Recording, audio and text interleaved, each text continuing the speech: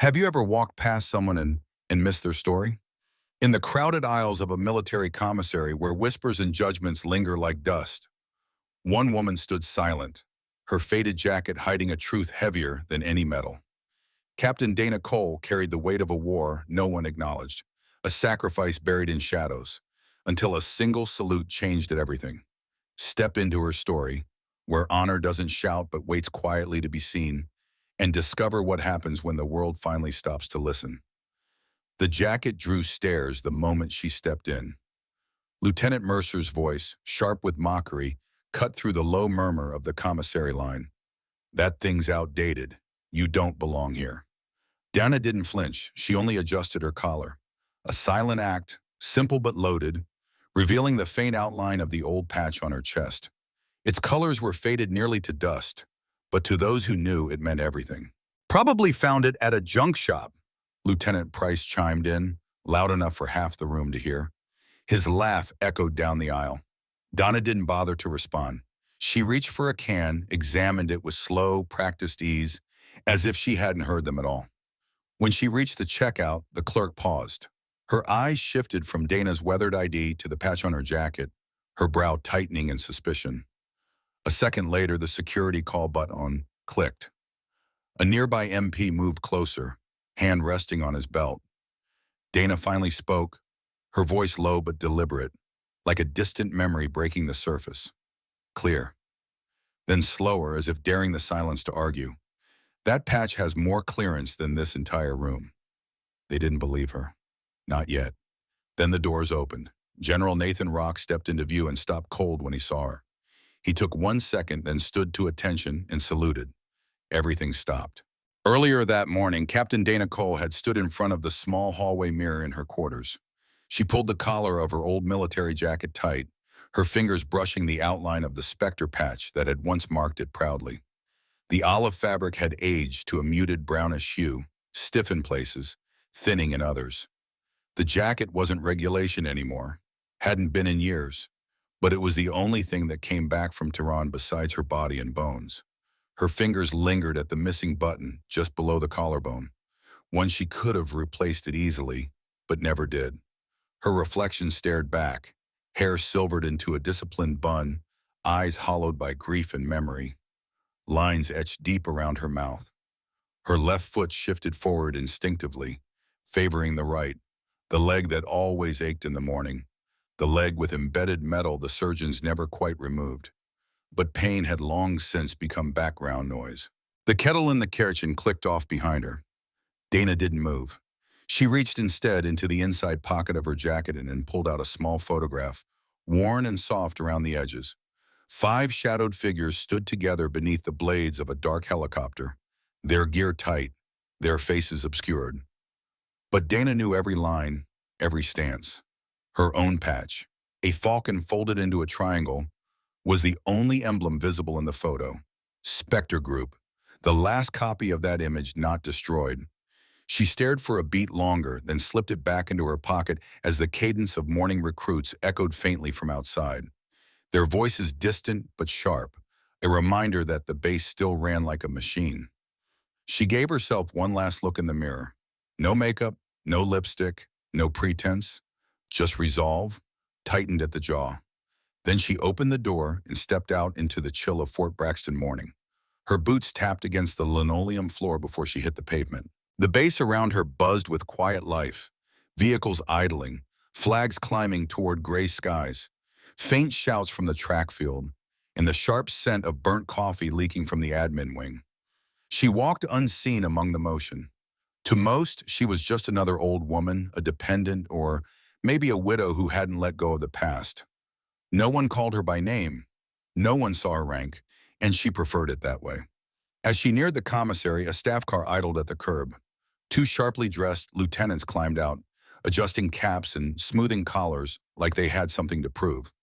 One caught his reflection in the side mirror and smirked. They were young, maybe too young for the bars on their shoulders, confident and loud, drunk on the authority they hadn't yet earned. Dana passed without looking their way. Her limp was mild, nearly masked by the steady rhythm of her steps. But it was there. The doors hissed open. Fluorescent lights flickered overhead. She grabbed a red plastic basket and unfolded a shopping list from her coat pocket. Paper creased into perfect quarters. She headed toward the canned aisle. The first comment came quickly. A voice behind her muttered with an edge, "Check out that jacket. Looks like it fought in 3 wars and lost all of them." She said nothing, reaching for her usual soup. 2 for $1.89. Her hand, worn and veined with a faint surgical scar, moved with practiced control. The years hadn't made her clumsy. The lieutenants followed, still speaking loudly enough to be overheard. "Seriously, though," one chuckled, "you think she's even served? That thing looks more like a costume than a uniform." Dana shifted to another shelf. She wasn't going to waste breath. Not on this, not today, not ever. "Probably thrifted it," said the other. "Some people will do anything for that 'I serve too' discount." She stretched to grab a box of pasta from the top shelf. Her shoulder burned as she reached, but she made no sound. Just like she hadn't in hospital tents in Bagram. Just like she hadn't in the cargo bay of a medevac hovering over Kandahar. Her face stayed flat, unreadable. Behind her, the voices continued. "Bet she tells VFW bar stories about top-secret missions," one sneered. "You know, like those guys who can't even name their most but swear they were Tier 1. Dana slid the pasta into her basket and turned the corner without a word. Her gait had evened out now. She moved with the subtle strength of someone who knew how to disappear. At the dairy section, she paused. Opened the fridge door. Checked the eggs. Always checked the bottoms. Always looked for cracks. "Vintage fashion statement, huh?" one of them mocked. "Wonder what unit she pretends she was in." Dana shut the door with a gentle thud, the kind of finality that didn't need volume. Her jaw tightened. She walked to the front of the store. A young specialist entered the aisle, saluting out of habit. "Morning, sirs." "At ease," one lieutenant said, smirking, just admiring some classic stolen valor. The specialist looked at Dana, then back at the officers. His grin faltered. "Looks authentic," he said quietly. "Almost." Then back to Dana, his expression sharpening with something between concern and recognition. The folded paper in Dana's jacket brushed against her side with each step, a constant, silent reminder of the bureaucratic loop she couldn't seem to escape. She held her basket tighter, knuckles whitening around the handle as her boots pressed softly against the dull linoleum tiles. The laughter had stopped, but the silence that followed was worse, filled with eyes, unsaid thoughts, and judgment that needed no voice. She didn't stop walking. She never did. Her path curved toward the dairy case, and she kept her gaze locked ahead, though she could feel their presence still. Shadows at her back, trailing her like ghosts. The taller lieutenant had fallen silent, but his mockery still echoed, bleeding into the space between her and everyone else. Every word had landed. She knew it. So did they. She reached for a carton of eggs, the motion stiff. Her shoulder ached from an injury that had never quite healed. One of many. As she set the carton into her basket, her hand brushed against the faded patch sewn onto her jacket's shoulder. A winged dagger, barely visible beneath years of sun, painting, and time. Spectre group. Not a myth, not a story, not some attention-seeking fantasy. But to them, it may as well have been. She moved down the aisle without another glance, but someone else had already noticed.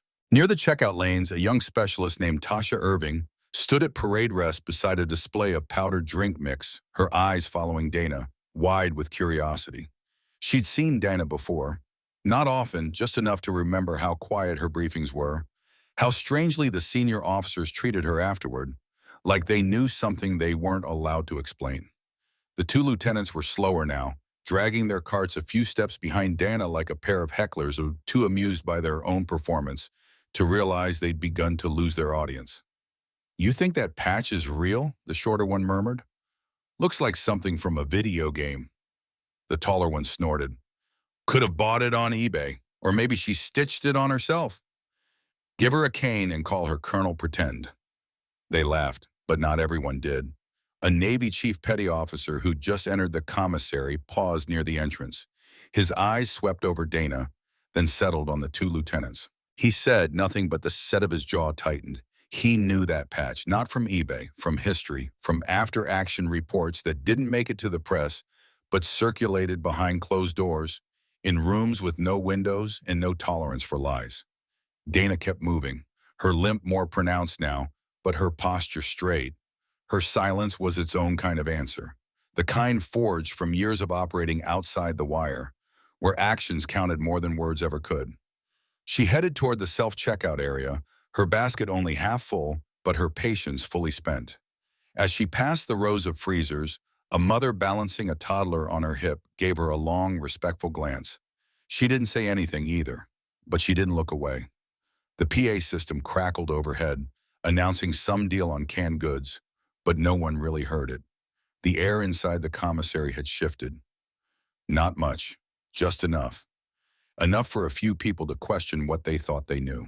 Back near the customer service desk, Corporal Fields still held the folder Dana had handed her earlier, fingers resting on its edge as if unsure whether to call someone or let it go. Beside her, Sergeant Rhett stood stiffly, her lips pressed together. Neither of them had said another word since Dana left. Maybe it was the look in her eyes. Maybe it was the sound of the lieutenant's jokes and the quiet reaction of everyone else. Maybe it was something deeper, the uncomfortable suspicion that they'd just dismissed someone who didn't belong in a file or fit into a system. The lieutenants rounded the corner again, voices quieter but still insistent. "She walks like she's wounded," one of them muttered. "Maybe she wants someone to ask," said the other. They didn't notice that the airman near the dairy section hadn't moved, that he was still watching, that his jaw had locked in a way that spoke of knowing, not suspicion, recognition. And they definitely didn't notice that behind them, someone had pulled out a phone, not to text, but to record. Dana never turned around. She reached the final aisle, retrieved a jug of almond milk, and set it carefully beside her eggs. Her fingers brushed the worn webbing of her jacket again, pausing briefly over the patch. A symbol of the past, a ghost sewn into fabric. But it was real. She had been Spectre. She still was, even if the world had forgotten, even if some refused to believe it. And the thing about ghosts, they don't need permission to haunt. And then slowly drifted back again. The shorter lieutenant, growing braver with each passing second without reprimand, added with a smirk, "It's basically cosplay for sympathy. You spin the tale, soak in the pity, maybe score a free coffee, just for tossing on an old Goodwill jacket." There was a chuckle, but it didn't come from Dana. It came from an older man posted near the granola bar end cap. His brown, weathered Vietnam-era fatigue jacket hung loose over his shoulders, and he leaned heavily on a cane that had clearly walked more ground than most of the recruits here ever would. He muttered something under his breath, just loud enough for the nearby shoppers to catch it. "Damn kids don't know what the hell they're talking about." The taller lieutenant heard him, but he didn't respond, not directly. He nudged his friend instead and tilted his head toward Dana. "Watch. Next she'll play the old 'I can't talk about my missions' card. Top secret stuff, right? Real spooky." Dana didn't break stride. Her boots kept moving, each step measured, but something in her shifted. Subtle, but definite. Her posture realigned itself, tightened, her jaw set, chin lifted, the sharp focus in her eyes locked into place like a targeting system. She set her basket down at the edge of the aisle with deliberate calm, inhaled slowly, deeply, then turned. This time the turn was calculated. She didn't speak, didn't frown, didn't blink. She simply looked at them, long and steady, no anger, no fear, just stillness. An unreadable presence wrapped in silence. And for the first time, the two lieutenants had no quips left. The silence that hung in the air wasn't Dana's doing. It belonged to them. Behind her, someone cleared their throat, one of the bakery workers. Then came the scrape of a shopping cart being pushed forward, a little too forcefully. Not an accident, a gesture, a choice. Something was shifting. Gradually, quietly, but unmistakably. Eyes turned. Conversations fell away. A collective awareness settled over the store, about what was being said, and more importantly, about who had been enduring it in silence. The two lieutenants exchanged a glance, just a flicker. But it was there. Doubt. Dana picked up her basket again and walked away. No words. She didn't need them. But she knew. The tide had begun to turn. The administrative wing of Fort Braxton was still in hush that morning. Fluorescent lights hummed overhead in a ceaseless buzz as Dana stepped inside, her boots tapping softly against the worn linoleum. The air was sharp with disinfectant and stale coffee, sterile, suffocating, the kind of quiet that seemed baked into the walls. She walked up to the reception counter by the ID processing office.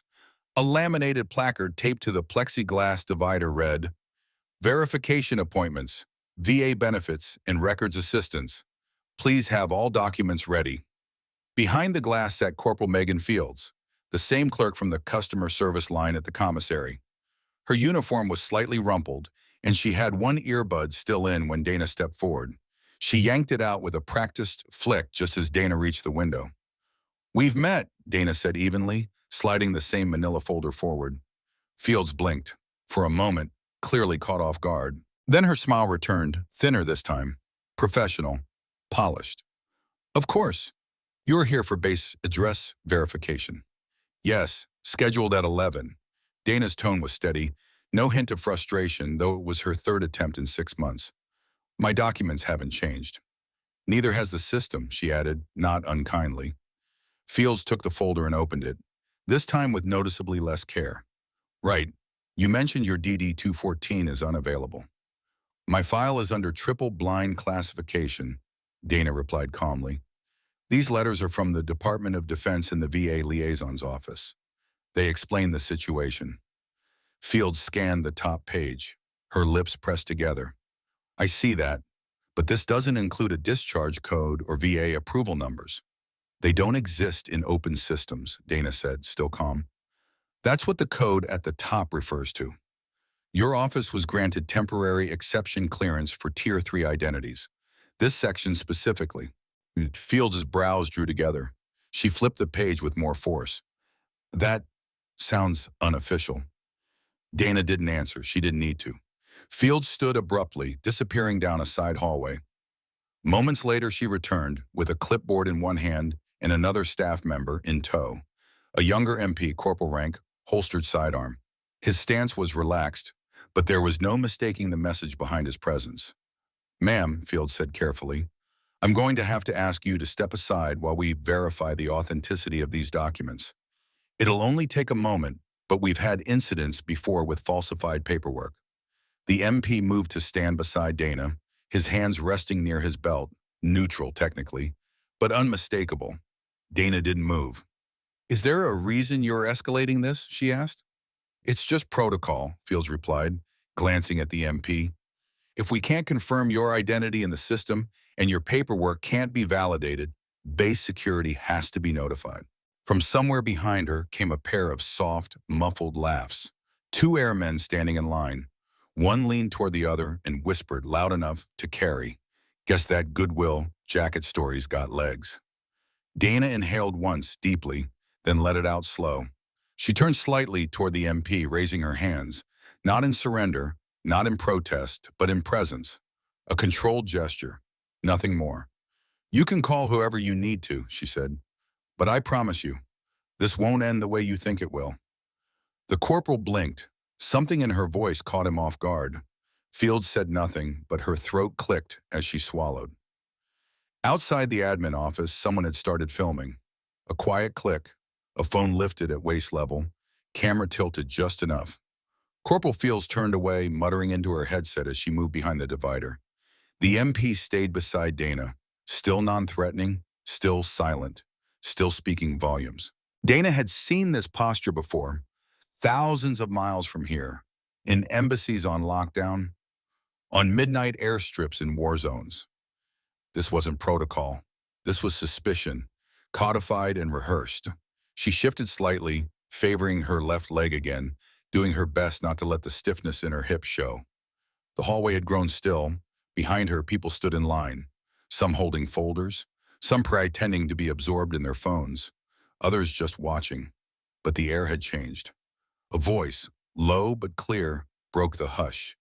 "Is that the woman from the commissary, the one with the jacket?" "Yeah, I saw the clip. It's already going around." Dana heard it like distant thunder, her name now caught in the echo chamber of whispers and clicks.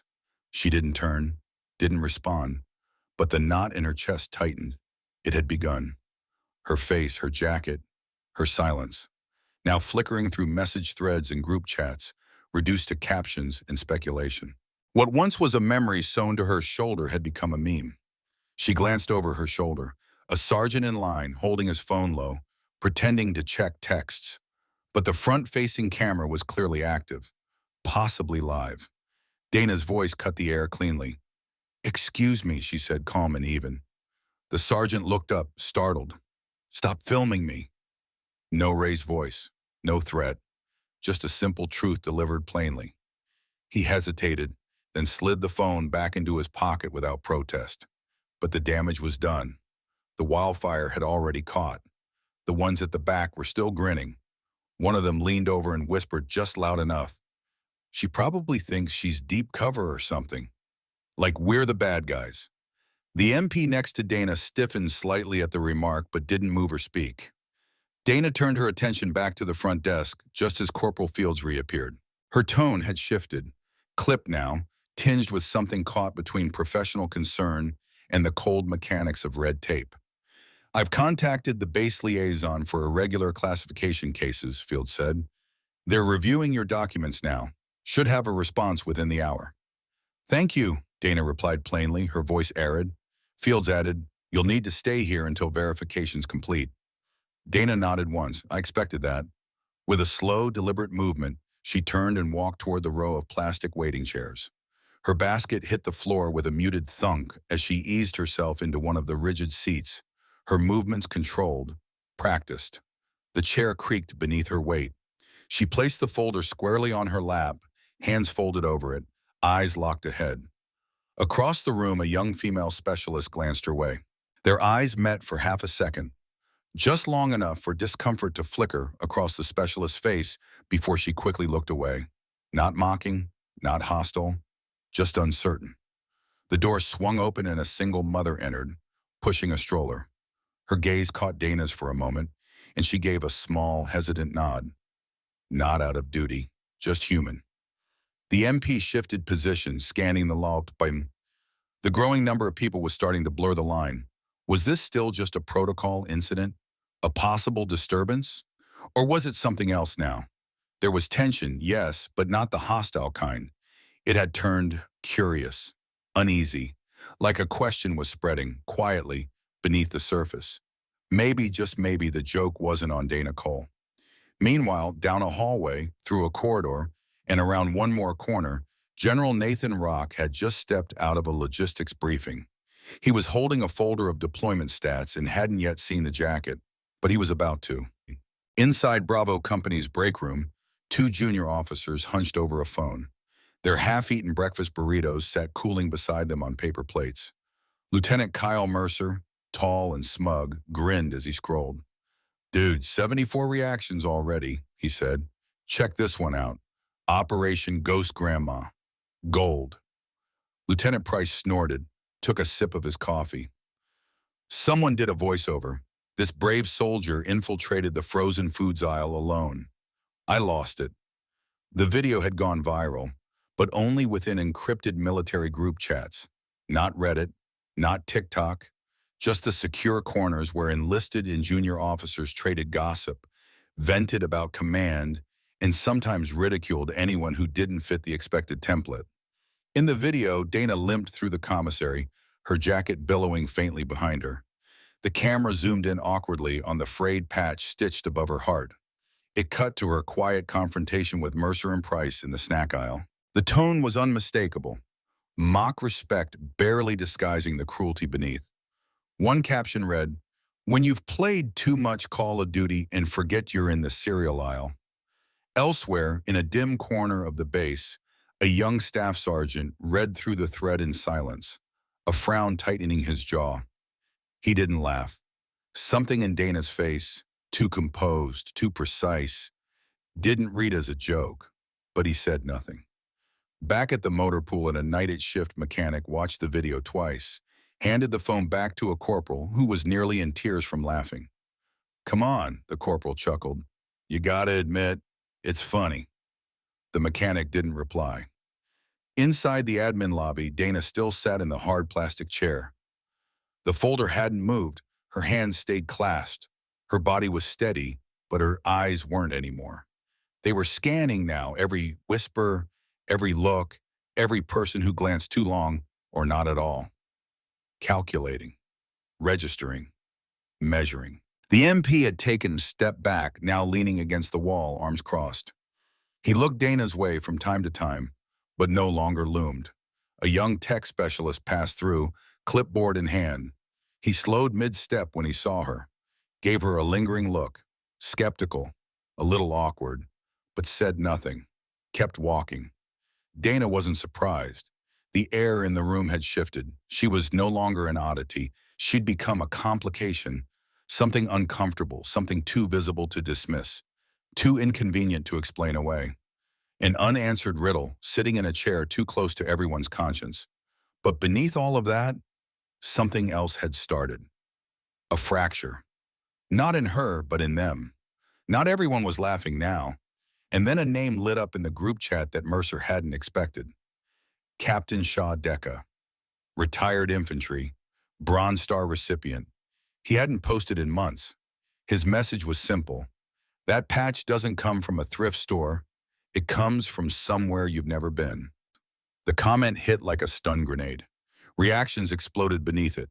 Some laughing, but more hesitating. A shift. A few tried to joke and reply, but the tone had already turned cautious. Then another message dropped. First Sergeant Maria Ellison. She was respected, feared in some circles, never jumped into petty debates. I've seen that patch once. Afghanistan. You don't mock ghosts, you thank them and get out of their way. After that, silence. The chat froze. 2 full minutes. No replies. Back in the admin lobby, Corporal Fields returned, a single page clutched in her hand, her expression drawn tight with uncertainty. She paused before stepping forward. I just got word from the VA liaison, she said. There's a match, internal confirmation. But the file's under redacted Tier 3 access. I can't see it, but it's there. Dana arched an eyebrow. That's what I've been trying to tell you for months. Fields hesitated. She looked toward the MP, then leaned in slightly. Her voice dropped, no longer stiff with protocol, just honest. I didn't mean to escalate things earlier, she said. We've just had cases, people making stuff up. Dana gave a slow nod. Then maybe stop assuming that anyone who doesn't fit the mold is a fraud. Fields opened her mouth, then shut it again. Her ears were red. Across the room, the door opened once more. Major Ryan Keller entered, clipboard in hand, eyes already locked onto Dana. He walked with authority, slicing through the tension in the room like a blade. He didn't hesitate. Captain Cole, he asked as he approached. Dana stood slow and deliberate. That's me. I just received notification from Fort Hamilton Central Archive, Keller said. You're flagged under an inactive Tier 3 unit with full VA eligibility pending internal clearance override. Dana tilted her head. So they finally read the authorization letter. Keller gave her a small, dry smile. Apparently, it took the right initials at the bottom. The admin clerk stepped back without protest, visibly relieved to be freed from the chain of command. Keller took the lead, and Dana followed him silently down the corridor. As they passed rows of glass-walled offices, an unspoken awareness seemed to ripple in their wake. Quiet murmurs floated behind frosted partitions. Eyes avoided them. Computer screens turned abruptly to screensavers. The video hadn't disappeared, but the story had started to change. Across the base, behind another pane of glass, General Nathan Rock was just finishing a secure call with the Pentagon. As he set the phone down, his aide leaned close and whispered something urgent. Rock frowned, his hand hovering over his coffee cup. Someone's mocking a veteran in the commissary. Why is that on my desk? The aide hesitated. Sir, it's not just any jacket. The patch on it appears to be from Tehran. Rock froze. Not visibly, not to anyone but the aide who knew him. His fingers stiffened, just short of the cup's handle. A long pause, then he stood up, straightened his coat, adjusted his cover. His voice came low, steady. Where is she now? The sliding glass doors of the Fort Braxton commissary opened with a familiar sigh. General Nathan Rock stepped inside, flanked by 2 aides moving in rhythm with his stride. Tall and broad-shouldered, his pressed uniform was immaculate, every ribbon and star gleaming under the clinical white glow of overhead lights. His expression was hard and focused, the kind shaped by years of combat briefings, deployment schedules, and bureaucratic battles in Washington. "I want those readiness reports recalculated," he told the aide to his right, who scrambled to keep up, typing on a sleek tablet. "I'm not walking into that committee blind." "Yes, sir," the officer replied. As they moved through the store, Rock's gaze scanned everything with tactical precision. Aisle layout, exit routes, posture shifts. Most shoppers didn't react. A few straightened by instinct when they saw the stars on his shoulders. But overall, the commissary hummed along in its usual rhythm until the atmosphere changed. Subtle, like the shift in pressure before a storm. Unseen, but undeniable. Then his eyes found her. It wasn't the woman that caught his breath. Not at first. She stood near the self-checkout lanes, basket in hand. Older, weathered. But it was the jacket, the faded olive green field coat that stopped him cold. Not the kind they wore now. This was old military issue. The left chest pocket sagged slightly, as if it once bore a rank tab that had been removed long ago.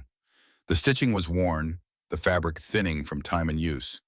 And then, there it was. A patch. Or what remained of it. Most people would never have recognized it. The colors had blended into the cloth. The threads at the edges were splitting. But Rock did recognize it. The breath left his chest halfway through his sentence. His hand came up sharply to halt his aides. Without a word, he stepped forward. The falcon, barely visible, as if it had been stitched by ghosts, sat inside a faint triangular frame, positioned directly over her heart. Faded but precise. His voice, when it came, was nearly inaudible. "Spectre." One of the aides leaned in. "Sir?" Rock didn't answer. He handed over his folder, eyes fixed on the woman across the store. Without ceremony, without hesitation, he drew himself up. He stood to full height, clicked his heels with mechanical precision, and brought his right hand up in a crisp salute. Time fractured around them. Somewhere in the back, a bag of chips hit the floor. A checkout scanner beeped once, then went silent. Conversations died mid-sentence. One by one, heads turned, mouths hung open. Even the two young lieutenants near the exit, still holding their drinks and chatting idly, stopped and blinked in confusion as the four-star general stood unmoving, his hand raised in unwavering salute. Dana Cole didn't move at first. She didn't understand. She was looking down at a loaf of bread in her basket, debating whether to get wheat or rye. Then she saw the chrome trim of the checkout lane, and in it, the reflection of a general, saluting. Her breath caught.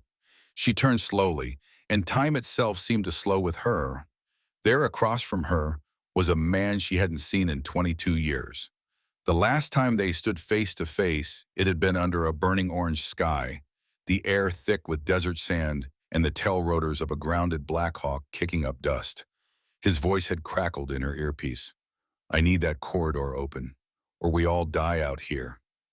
He had lived because she stayed behind, and now he was saluting her. Dana's response was immediate, automatic. Her arm lifted with perfect, steady precision. No hesitation, no tremble. Her hand touched her brow in a textbook salute. For one suspended moment, she wasn't a woman in a faded jacket, standing between shelves of cereal and condiments. She was Captain Dana Cole, Spectre Group, returning a salute from her commanding officer in the field. A hushed gasp passed through the room like a breath held too long finally exhaled. It moved through the crowd like fire catching in dry grass. General Rock was the first to lower his hand. "Captain Cole," he said. His voice was firm, full of quiet gravity. "Spectre Group, Operation 1003. It wasn't a question. It was recognition. Fact. Dana dropped her arm. Her voice came low, sure. "Yes, sir." By now, everyone in the commissary had turned toward them. The civilian cashier stood motionless, a half-scanned item frozen in her hand. From the entrance, the MP who'd monitored Dana earlier had reappeared, drawn by the silence like a moth to a signal flare. Corporal Fields, just arriving with a printed report in hand, stopped mid-step, her mouth slightly open. The two lieutenants near the exit were no longer smirking. Mercer's drink shook in his grip. Price looked like he might faint. General Rock took 2 slow steps forward. His expression was unreadable. "You held the corridor," he said. "3 birds down. 32 personnel trapped behind enemy lines. We weren't supposed to make it. But your team, your 6, gave us a way out and stayed behind to shut the door." Dana said nothing. She didn't need to. "How many made it back?" Rock asked, though his voice already knew the answer. "3 of us, sir," she said softly. "I'm the last one." Silence. Dense, heavy as armor. Every surface seemed to absorb the weight of it. Memory, grief, honor. The general's jaw shifted as if he were biting something down. Then he turned, made a quick gesture to his aides. They didn't question it. They disappeared. He faced Dana again. "Would you join me for coffee?" A breathless pause, then a simple, sharp nod. "Of course, sir." They began walking toward the small cafe tucked in the corner of the store. The crowd instinctively parted, not from fear, but from reverence. Heads dipped, backs straightened. Even those who didn't understand what they'd just witnessed could feel it in their bones. Something sacred had passed through. The lieutenants didn't follow. They stayed where they were, frozen in place, like 2 men who suddenly realized they'd been laughing inside a crypt. Inside the cafe, the young barista nearly dropped 2 cups at the sight of the 4-star general and the woman beside him. The general spoke evenly. "2 black coffees." When they sat, the commissary began to regain its voice, but slower, more muted. The noise crept back in, but now everything felt altered. The energy had shifted, and at its center, 2 old soldiers sat facing each other, no longer forgotten. The woman in the weathered jacket was no longer a mystery, no longer an afterthought. She had been seen, and not just seen, but saluted, in a way that undid years of dismissal with a single motion of respect. The kind of salute that rewrote assumptions, erased doubt, and carved her name into the air like a monument no one could ignore. The cafe, nestled in the corner of the commissary like a forgotten punctuation mark, had gone still. The soft, mechanical hum of the espresso machine filled the silence between them. 2 cups of black coffee sat untouched between General, Rock, and Dana, steam curling upward like ghosts neither of them dared name. Rock sat with his hands folded, posture crisp even off duty, but there was something behind his eyes now, an ache, something heavier than rank. He studied Dana, and when he finally spoke, his voice was quieter than expected. "You kept the patch." Dana's fingers brushed the faded insignia stitched into her jacket's shoulder. Spectre Group. The edges were frayed, the color dulled, but the shape still burned with memory. "Wasn't the plan," she said. "Just never took it off." Rock nodded, almost to himself. "I barely recognized it at first. Most wouldn't. But that shape, it stays with you." "That's the idea." He leaned back slightly, exhaling like the weight on his chest had grown with time. "I thought you were dead." "I was supposed to be," Dana replied. Her voice was calm, almost detached. "Evac window closed. We lost comms. Garrett and Torres were gone before fallback. Lem bled out in my arms. I didn't leave until every name was accounted for." Rock blinked hard, his jaw working, but no sound came. Dana finally picked up her cup, took a small sip. Her words were steady. "So imagine my surprise, months later, when I crawl out of that hell and find nothing. No record, no medals, no Spectre Group. Oh, just nothing." Rock stared down at the tabletop, ashamed. "I signed that order," he said. She didn't flinch, didn't blink, but something between them shifted. Temperature, tone, like the room itself grew colder. "You did what?" "I signed the directive to dissolve Spectre's records. After Tyron, there was pressure, diplomatic channels. The State Department wanted deniability. Your team was marked never deployed." Dana's voice sharpened, but she didn't raise it. "You buried us." "We were told it was the only way to contain the fallout," Rock said, regret lacing his every word. "I was assured that any surviving members would be reassigned, quietly, with full honors." "There were no reassignments," Dana said flatly. "I know that now." Silence fell again, this time darker. The space between them thickened with years lost to shadows. with decisions that couldn't be undone. Dana set her cup down with a soft clink. So what now, General? A salute in a commissary erases 22 years? No, he said, but it's a start. Dana leaned back, arms crossed, eyes unreadable. At the counter, a spoon struck a cup, the sound oddly loud in the quiet. Rock didn't look up from his coffee. When I signed that order, I thought I was protecting you. She raised an eyebrow.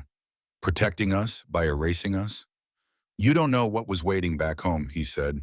After Tyron, when Whisper started leaking, DC needed someone to blame. 3 helicopters down, 1 UAV lost, civilians caught in the blast radius. Spectre became the scapegoat, Dana interrupted, her voice dry and bitter. A unit built to disappear became the perfect ghost. Rock didn't argue. You weren't just elite, you were off book. No deployment logs, no medals, no press briefings. You were the contingency that never existed. Until someone needed a convenient lie, she said. That was never what I wanted, Rock said, his voice firm now, not defensive, but real. I fought to get that unit stood up.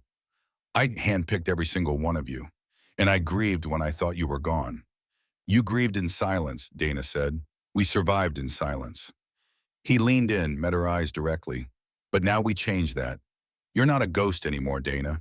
You stood your ground in that commissary, in that jacket, and the entire base saw it. They're not laughing anymore. She didn't respond right away. When she did, her voice was flat. So what exactly are you asking me to do? Rock reached into his coat. He pulled out a black folder, sealed in red, and slid it across the table. She didn't touch it. Official reinstatement, he said. Your service record restored, full rank. Benefits, commendations, retroactive, and... He hesitated. An invitation, next month's Armed Forces Recognition Ceremony. Captain Dana Cole, final survivor of Spectre Group. Dana stared at the folder like it was radioactive. You think a podium and some polite applause fixes this? No, he said, but it tells them who you are, who you were, and maybe, just maybe, it reminds the ones who mocked you today what they almost erased. She didn't open the folder, didn't push it away either. Her hand hovered just above it, but her eyes were already somewhere far away, miles from the cafe's tiled floor and recycled air. She was back in the dust and sun, where the shimmer off the sand distorted the horizon. She heard Garrett cracking jokes over comms, Lem laughing nervously while arming the claymore, Torres humming out of tune, and Ava, sharp-eyed, ferocious Ava, quoting Steinbeck right before the blast ripped the ridge apart. They were all there now, sitting at the table with her, not ghosts, not shadows, people, blood, dust, names. Her hand closed around the folder, but it stayed shut. I don't give a damn about medals, she said quietly. And I sure as hell don't need a podium. Rock nodded. He'd expected that. But I'll go, Dana added, her eyes steady. I'll wear the jacket. I'll stand under your lights. Not for validation, not for some PR stunt. He waited. I want their names read, she said. All 6, first and last, out loud. I want their faces on the screen. I want the record to tell the truth. Rock let out a breath, long and slow, as if he'd been holding it for decades. You have my word. They'll be honored fully, and you'll stand beside me when we do it. Dana gave a faint nod. Then I'll be there. They sat in silence, not needing to speak. No papers were signed, no speeches made, just the weight of truth sitting between them. Some wounds never scar, not fully. But maybe they didn't have to fester anymore. Rock finished his coffee, stood. You know, when I saw that video this morning, I almost deleted it, thought it was just another prank, another rumor. But something made you look again, she said. It wasn't the jacket, he replied. It was your eyes. I'd seen them before, looking back at me through smoke and fire. The day I thought was my last. Dana finally smiled, dry, worn, but real.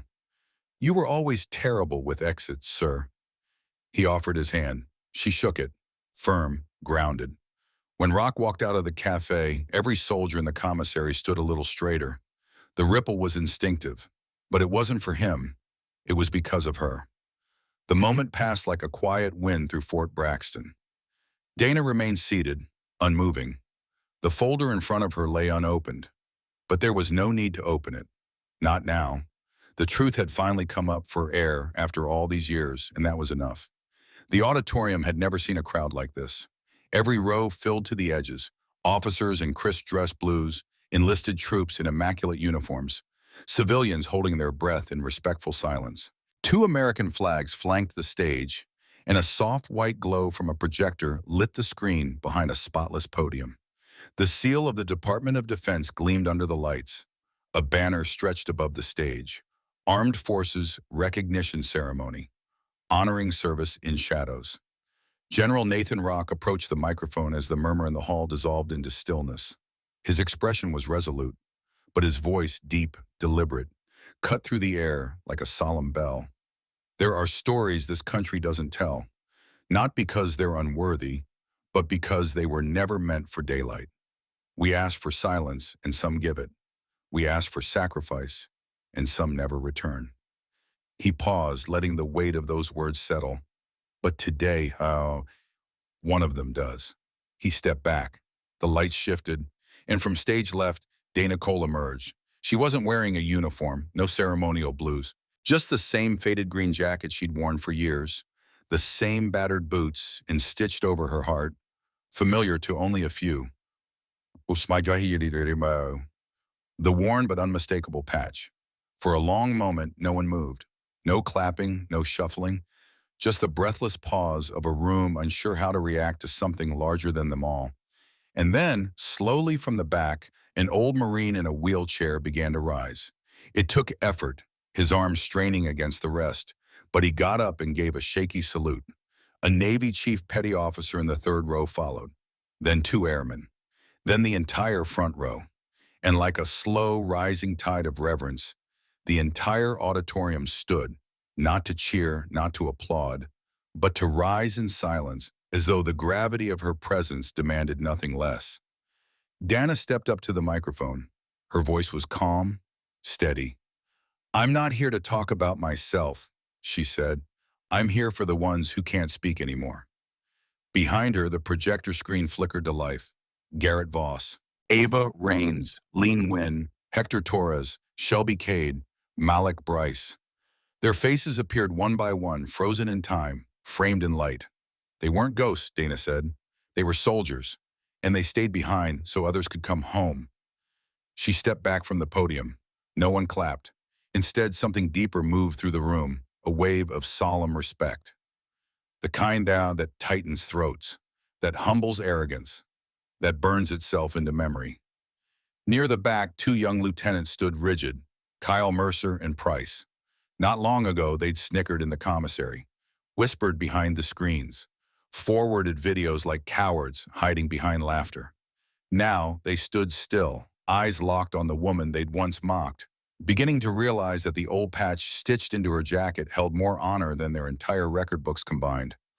After the ceremony, there was no media swarm, no cameras, no medals pinned in choreographed silence. That was never the point.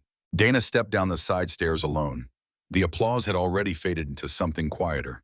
General Rock waited in the wings and gave her a nod. Small, respectful, absolute. No words passed between them. Just understanding. The kind born in the dust of the same forgotten battlefields. She exited the auditorium without ceremony. Outside, the fall air was cool and sharp. Leaves scratched along the pavement. A few soldiers stood at attention as she passed, nodding quietly, not the hollow kind of respect given to rank, but the kind earned in silence, in sweat, in the parts of war that never made it into reports. At the edge of the lot, Dana slowed.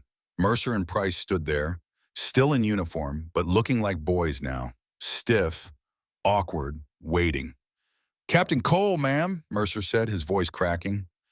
Dana stared at them. Her eyes didn't carry hate or pity, just clarity. Price swallowed. "We didn't know." Dana held his gaze.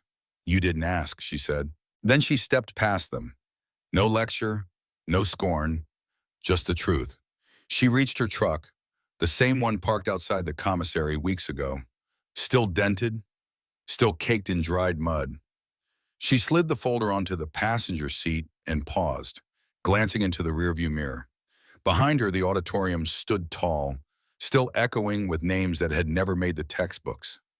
Ahead of her, an open road, the kind with no headlines. She turned the key. The engine caught, and as the truck pulled away, sunlight glanced off her shoulder. For a split second, the patch on her jacket caught the light.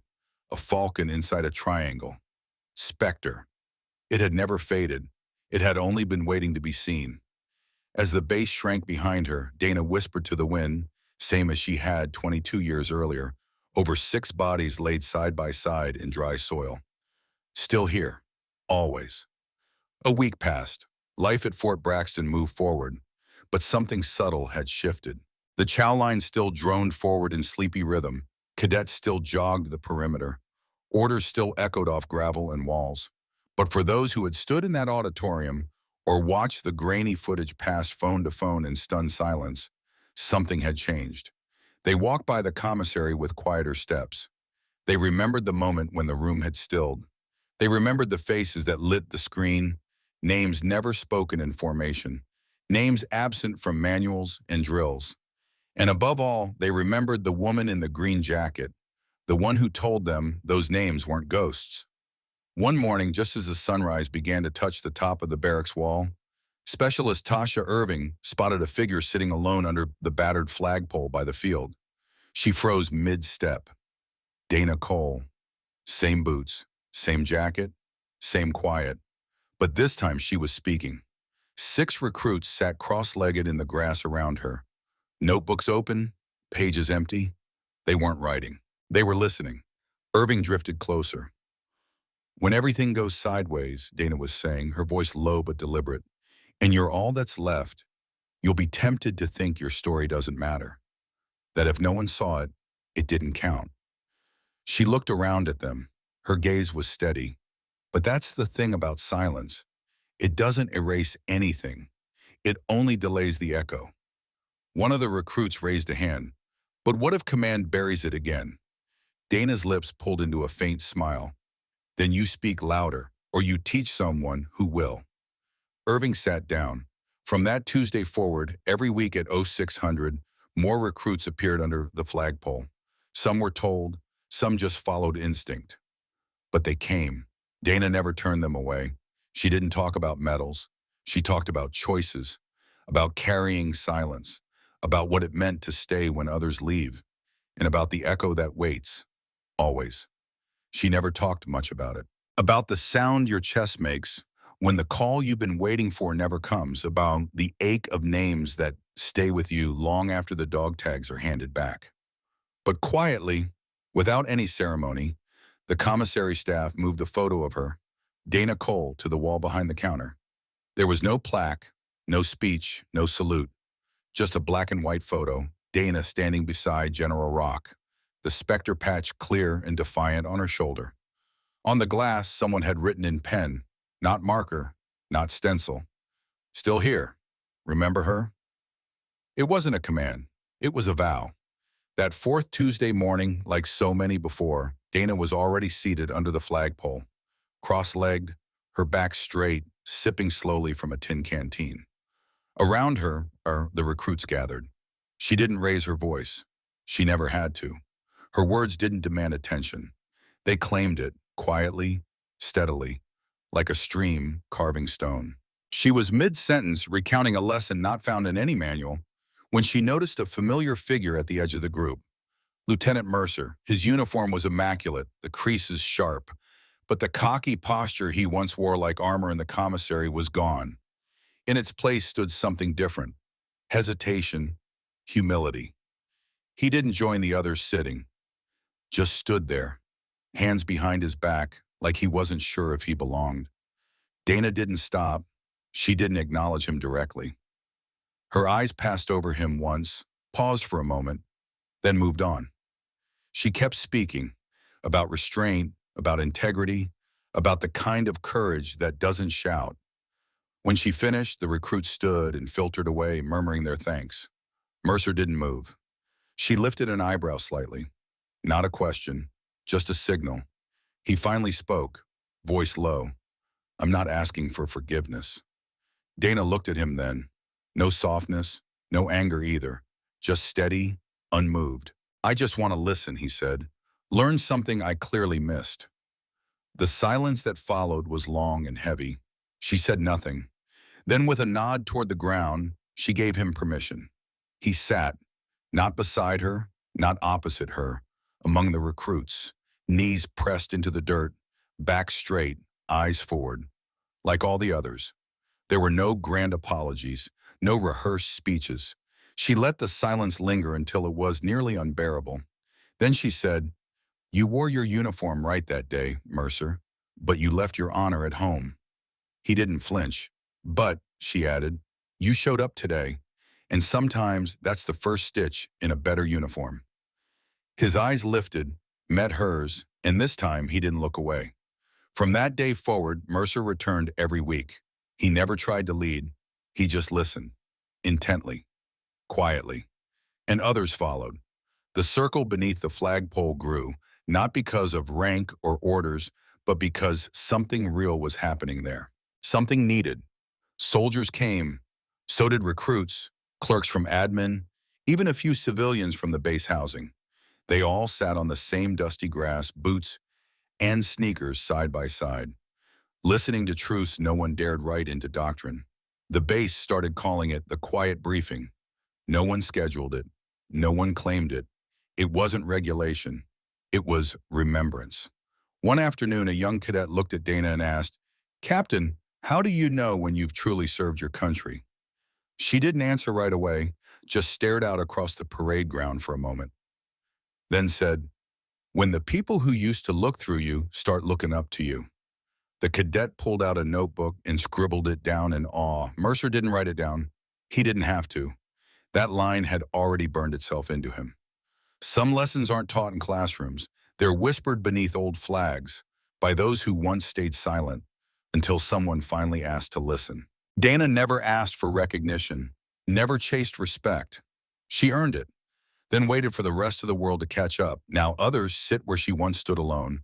In the patch they used to mock, it speaks louder than any speech, prouder than any rank. It says, "Still here," and louder than ever.